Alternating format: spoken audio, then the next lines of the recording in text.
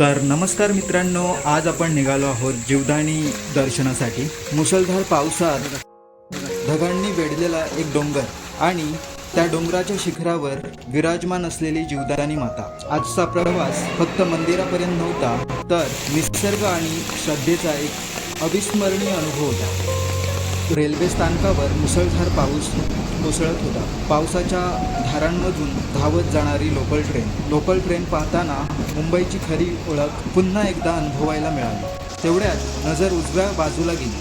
धुक्यात हरवलेला एक उंच डोंगरावर जीवदानी मातेचं मंदिर दिसलं। ते दृश्य इतकं सुंदर होतं की ते कॅमेऱ्यात कैद केल्याशिवाय राहवलं नाही। यानंतर आम्ही स्टेशन बाहेर आलो आणि शेअरिंग रिक्षाने मंदिराच्या दिशेने निघालो। अवघ्या 20 रुपयाच्या प्रवासात पावसाच्या सरी, ओले रस्ते आणि हिरवाईने मन जिंकून घेतलं।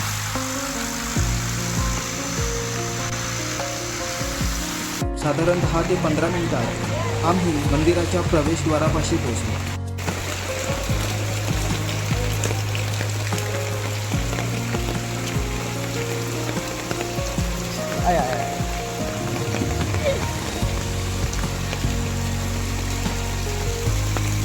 मुख्य प्रवेशद्वारातून आत जाताच जीवदानी मातेच्या दर्शनाची उत्सुकता आणखी वाढली।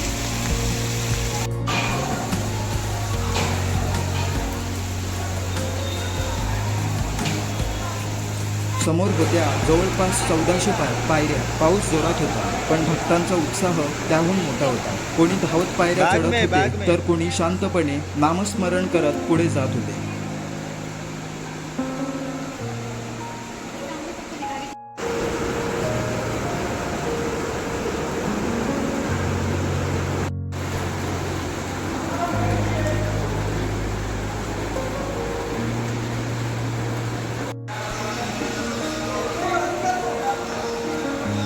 सुमारे 500 पायऱ्या चढल्यानंतर निसर्गाने जणू त्याचं खरं रूप दाखवलं।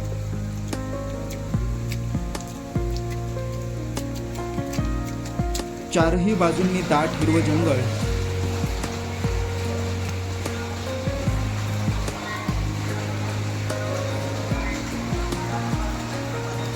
धुक्याची शुभ्र चादर आणि खाली उतरलेले ढग। क्षणभर असं वाटलं आपण स्वर्गाच्या दारातच उभे आहोत।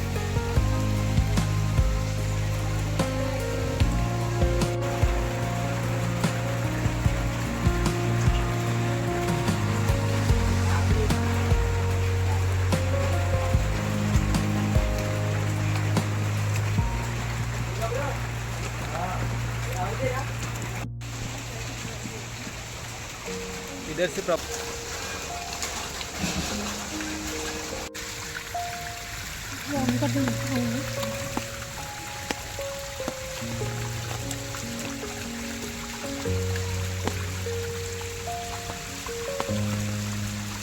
पावसाचा आनंद घेत घेत 1000हून अधिक पायऱ्या पार केल्या। थकवा जाणवत होता, पण मनात फक्त एकच इच्छा होती, जीवदानी मातेचं दर्शन।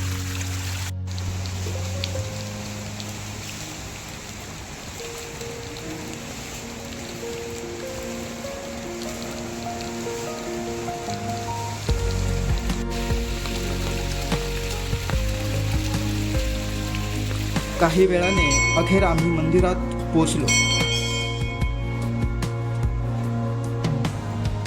सुदैवाने फारशी गर्दी नव्हती, त्यामुळे शांतपणे आणि मनापासून मातेचं दर्शन घेता आलं। त्या क्षणी मनाला मिळालेली शांतता शब्दात सांगणं कठीण आहे।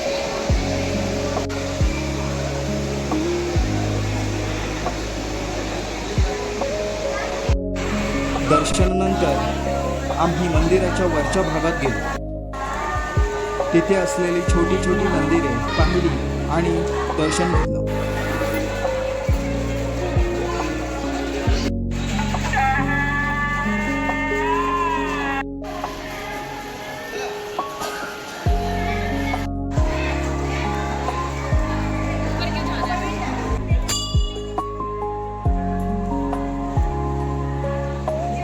नेहमी इथून संपूर्ण विरार शहर दिसतं, पण आज सगळीकडे फक्त धुकंच धुकं होतं। जणू ढग पृथ्वीवर उतरले होते।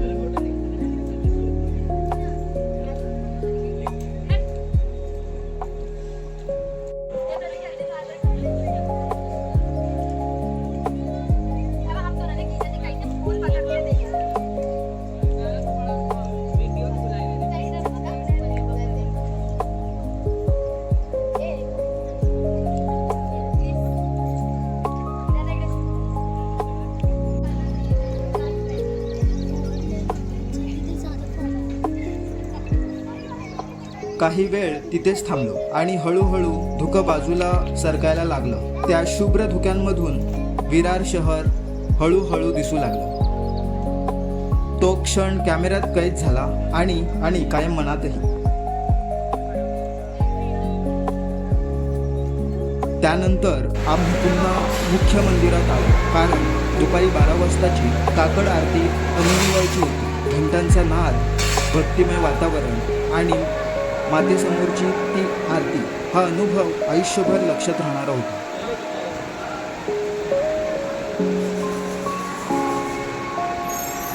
आरतीनंतर काही क्षण शांत बसलो, मन भरून पुन्हा एकदा दर्शन घेतलं आणि परतीचा प्रवास सुरू केला.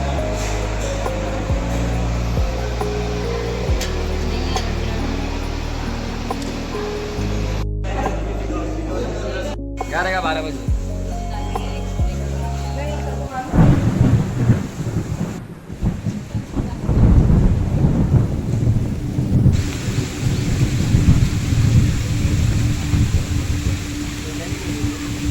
आता खरी परीक्षा होती पायऱ्या उतरण्याची. इतक्या पायऱ्या उतरतानाच अक्षरशः पाय थरथरत होते.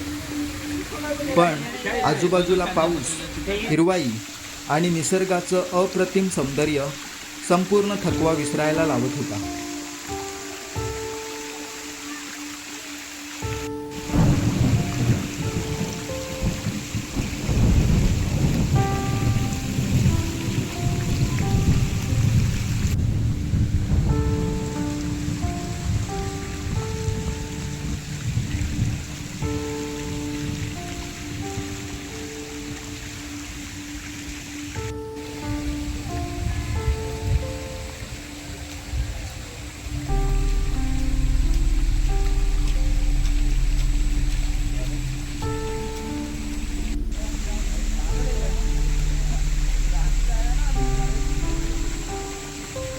हळूहळू आम्ही सर्व पायऱ्या उतरून खाली आलो. आजचा प्रवास फक्त जीवदानी मंदिराचा नव्हता, तो श्रद्धा, निसर्ग आणि मन शांतीचा सुंदर संगम होता. जर तुम्हाला अशा पावसाळी प्रवासाची आणि महाराष्ट्रातील सुंदर ठिकाणाची सफर आवडत असेल तर अमोल व्हिज्युअल्सला नक्की सबस्क्राईब करा. पुन्हा भेटूया एका नव्या प्रवासात. तोपर्यंत टेक केअर.